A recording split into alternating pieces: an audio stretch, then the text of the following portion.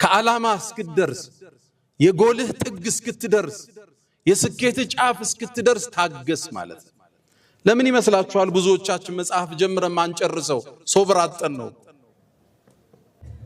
ከዓላማ ጥግ እስክትደርስ መሶበር አለብህ። ስለዚህ እስክታገባ ዚና እንዳትወድቅ ማለት ነው። ሀብት እስክትይዝ አታጭበርብር ማለት ነው። መጽሐፍ ጀምረህ ቋጨው ማለት ነው።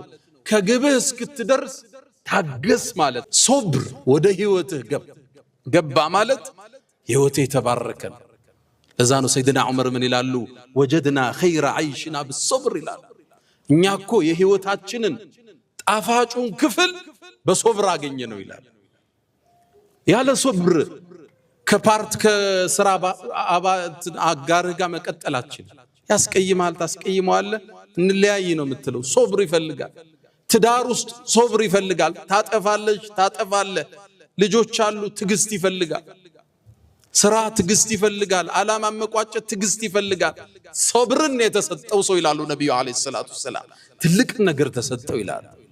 ይዞ ዋጥ ይዞ ውስጡ የሚያከስም ሰው ሰምቶ እንዳልሰማም ያልፍ ጥግ እስኪደርስ የሚታገዝ ትልቅ ስጦታ አላህ ሰጥቶታል ማለት ነው።